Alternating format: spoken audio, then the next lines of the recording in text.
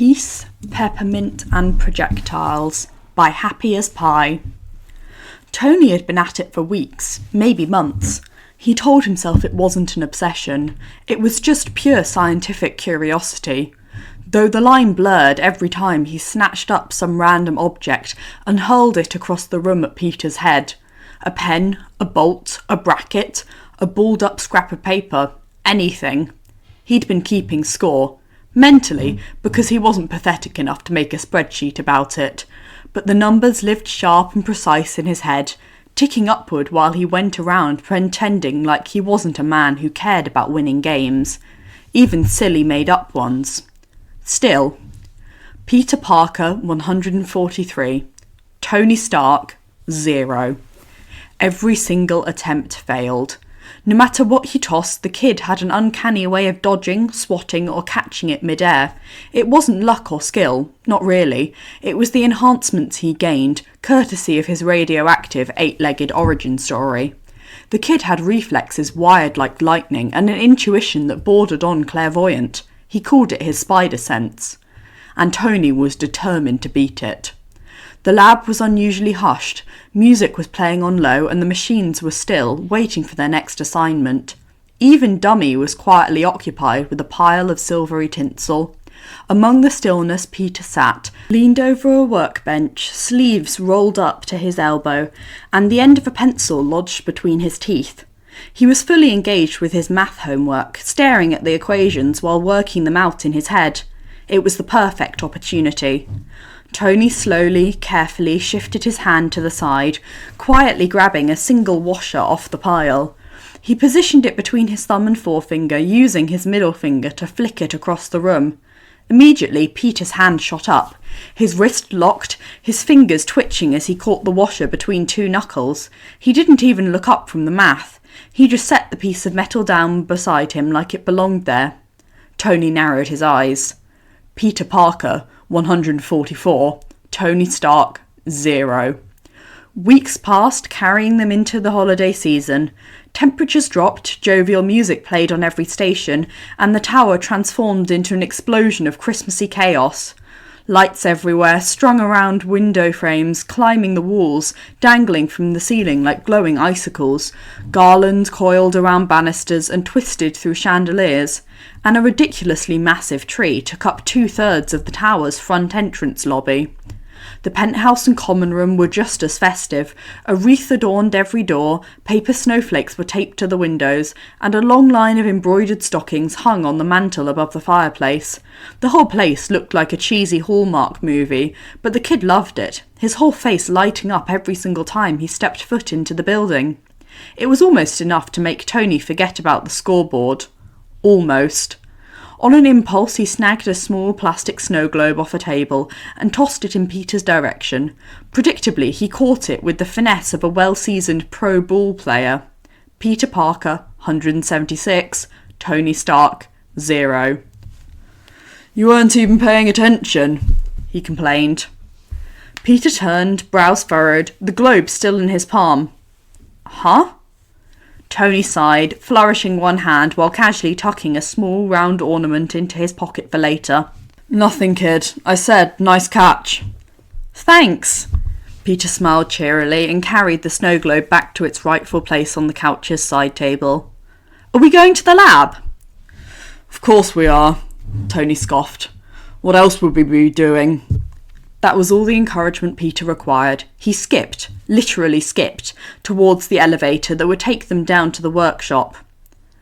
Hours passed in a blur of holograms, tinkering, and a near-constant stream of objects sailing through the air.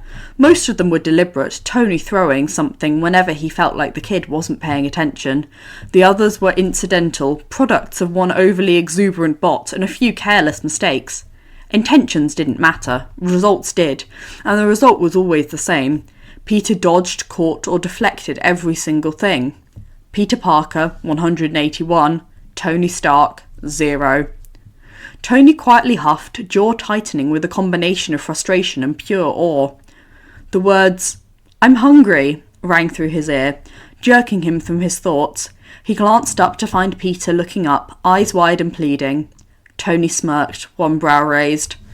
Yeah, you're always hungry. That's not a complaint, it's your baseline setting. The lab break room was bare, empty fridge, empty shelves. Apparently having the kid over nearly every day of his winter break had taken a toll on the snack supplies. He considered ordering some sort of junk food to be delivered directly to the lab door, but there was no instant gratification in that.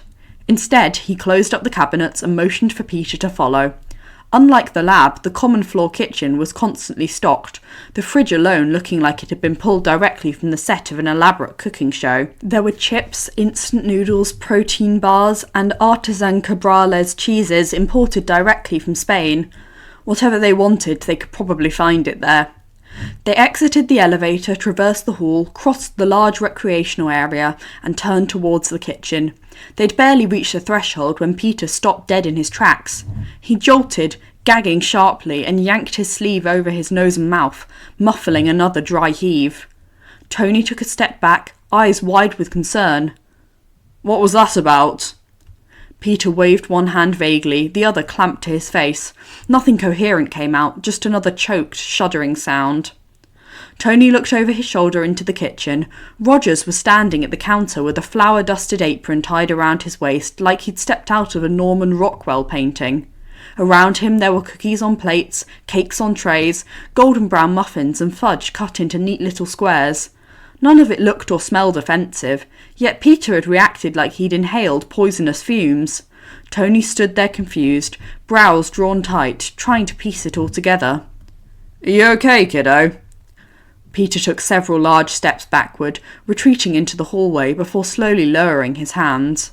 When he didn't immediately retch, he gathered a deep breath, rocked back on his heels, and scrubbed a hand across the back of his neck. "It smells like peppermint in there," he mumbled. Tony narrowed his eyes. "And you're personally offended by the smell of peppermint?" "It's a spider thing," Peter shrugged, his eyes dropping to the floor. "Mint is like a really powerful repellent. It makes me nauseous, and if I eat it..." His lips tucked momentarily between his teeth. "It's, really bad." "How bad is bad?" Tony asked, unsure if he wanted a full answer. "Well, the first time I brushed my teeth after the spider bite, my mouth burned like it was on fire, and I might have thrown up. A lot. All over the bath mat. Aunt May sort of freaked out. Probably I'd already been super sick with a fever from the spider bite, but yeah, it was a whole thing." "Righty." Tony reached up to pinch the bridge of his nose. "So, peppermint equals projectile vomiting. Good to know." A beat passed. "Wait, how do you brush your teeth now?" "I use the kids' stuff. It's bubblegum flavoured." Tony gave him a flat look. "Of course you do." He exhaled and turned toward the kitchen. From where he stood, all he could see was the shadow of Cap moving around the counters, humming his way through Christmas tunes. "Okay, I'm going to go handle whatever Captain Martha Stewart's got going on in there. Don't worry, I'll make sure anything even remotely mint-flavoured hits the trash." "What? No, Mrs. Stark, wait, you don't have to do that." Peter waved his hands frantically, looking more panicked about the interference than the nausea. "I can just avoid the common kitchen." "No, you can't." Tony's hands flailed by his sides. "You practically live here, and that's where 90% of our non-takeout food comes from. The penthouse isn't a solution. I don't cook, kid." Peter opened his mouth, probably to argue, but Tony cut him off with a wave of his hand. He turned on his heels, mumbling, "Just wait here," as he stalked towards the kitchen. "This isn't going to work," Tony announced the second he stepped foot on the smooth stone tiles. He crossed his arms over his chest and frowned as Rogers turned around, smiling. "I'm sorry," Rogers said, tilting his head with exaggerated politeness. "I didn't realise you knew anything about baking. What exactly isn't going to work?" "What?" Tony huffed. "I'm not here to give you recipe tips. I'm here to tell you to cool it with the mint. The kid's sensitive to it, therefore I'm banning it from all common spaces while he's around. Capiche?" Roger's forehead wrinkled in thought. "Peter's allergic to mint." "It's a natural spider repellent. What do you think?" Rogers glanced between a large bowl of crushed candy canes and a pile of empty wrappers. I think, he hesitated, smiling apologetically. Peppermint bark will have to wait for another day. Good call. Clean it up. The kid's hungry. A warm muffin was nudged towards him like a peace offering. Tony picked it up, examined it with the scrutiny of a county fair judge. Orange cranberry, not a speck of peppermint in sight. Acceptable. He peeked across the rec room. Peter stood at the furthest window, breath fogging the glass as he watched snowflakes float past in the skyline. Tony grinned, drew back his arm, and lobbed the muffin across the room. The kid's hand shot out and caught it without hesitation. Peter Parker, 182. Tony Stark, 0. The wrapper was peeled away in an instant, half the muffin vanishing in one bite. Crumbs scattering to the floor, but Peter didn't seem to notice. His grin widened, cheeks round and stuffed full of carbs. This is so good! Tell Captain Rogers I said thanks. You're welcome, Peter, Steve shouted, already brushing candy cane dust into the trash. Sorry about the mint, I'll have it cleaned out in a jiffy. It's okay, Peter called back, mouth still full. He swallowed it down and dusted his hands together. Think he'd let me have another one? Tony rolled his eyes. The moment Peter was safe and sound at home with his aunt, Tony sat in the lab researching peppermint-free candy canes. The usual suspects popped up first: rainbow cherry, blue raspberry, red cinnamon, green apple, the kind you would find at any store.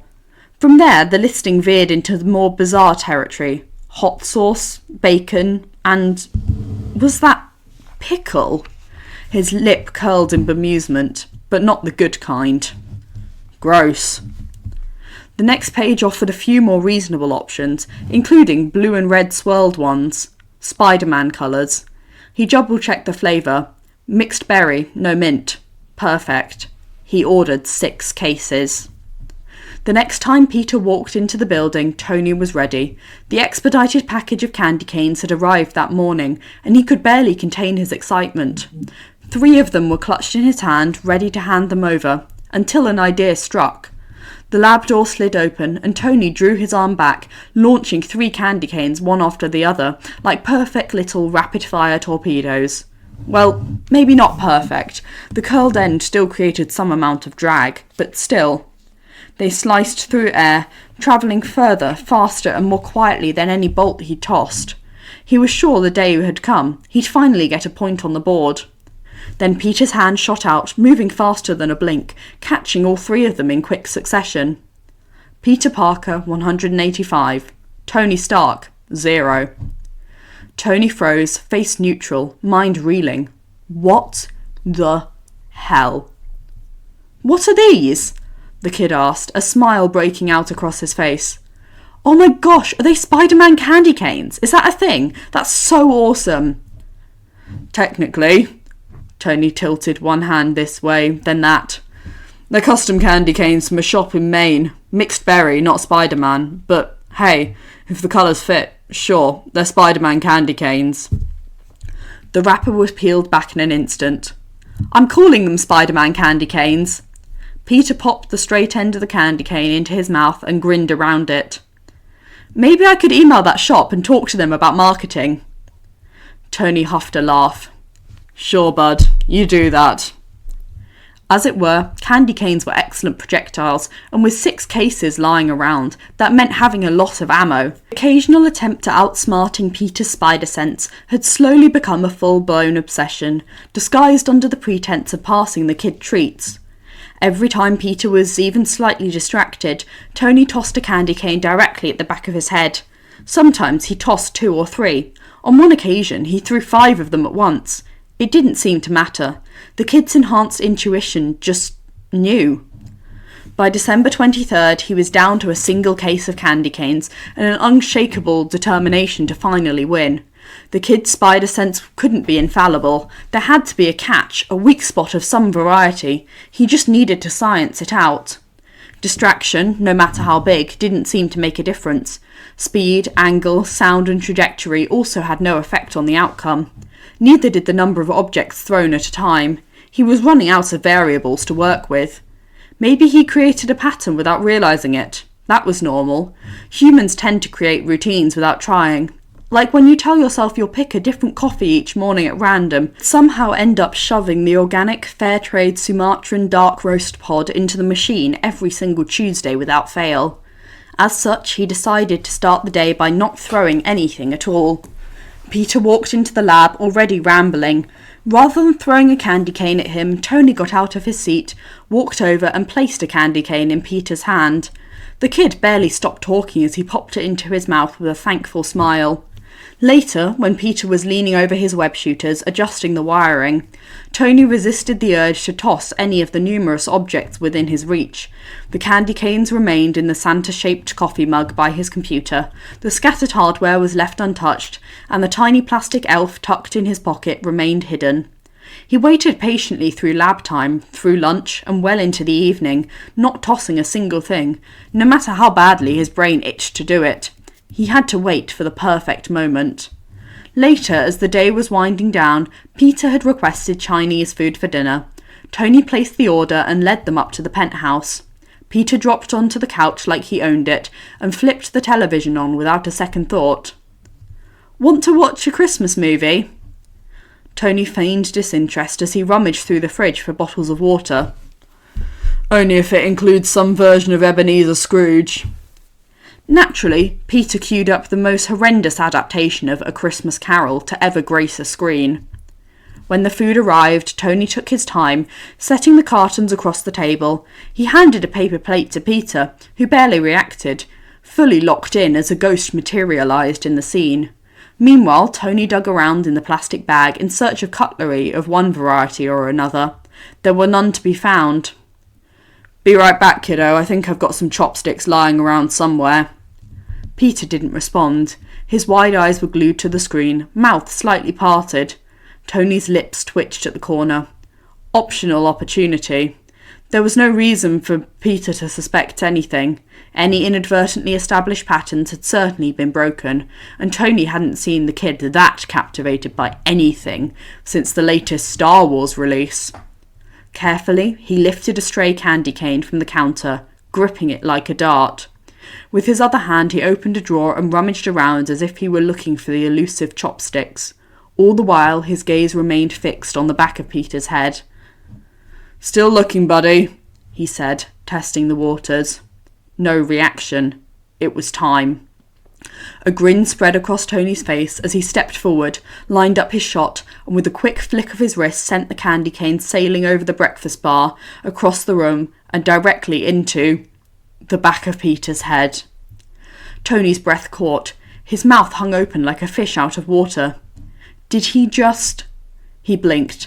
The candy cane lay on the back of the couch cushions, not off to the side after being deflected, not in Peter's hand caught in midair, just resting there where it had bounced off the kid's hair. "I got you," he whispered to himself, a grin spreading so wide it hurt his cheeks. "I finally got you." He laughed, short and breathy. "Yes, Peter Parker 185, Tony Stark 1. It wasn't a complete victory. The gap between them stretched for miles, but he did it. He finally beat the kid's spider sense. Peter reached over his shoulder and snagged the candy cane before twisting around to look behind himself. He was smiling, the corners of his lips reaching so high that his eyes crinkled at the corners. "Yep, you finally got me." There was something about the tone Tony couldn't place. His eyes narrowed as he studied Peter's face. Not 10 seconds ago, Peter had been completely absorbed in the movie, barely blinking. Not even when the food arrived. Not even when the carton of egg rolls had sat there within arm's reach. And maybe that was the most suspicious part. It was too clean, too perfect. It was a setup. "You let me win," Tony accused. "No!" Peter held up his hands in defiance, but his face was alight with humour. "I didn't let you win, I just... Okay, fine, I let you win." He cackled into the crook of his arm. "I knew you were trying to hit me, but I had no idea you were keeping score. How long have you been keeping score?" "If you didn't know I was keeping score, then why did you let me win?" "I figured if I didn't let you hit me at least once, you'd keep throwing things at me until the end of time." Tony sighed, rolling his eyes. "You could have asked me to stop." "Nah, it was fine. Peter grinned, set the candy aside and reached for not one but 2 egg rolls. Especially when you were throwing food. Tony huffed, jerked the chopsticks out of the back of the open drawer and half-heartedly chucked them towards Peter, who caught them with ease.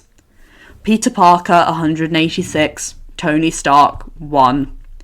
The scoring margin grew 1 step wider, but at least he was no longer at 0. He let out a long, satisfied exhale and shuffled to the couch. "You know what?" he said, scooping up a bag of wonton chips and tossing a handful at Peter, not caring that crumbs rained down onto the carpet. "I'm keeping that point." Peter grinned, catching the chips without missing a beat, and bit into his egg roll. "Merry Christmas, Mr. Stark."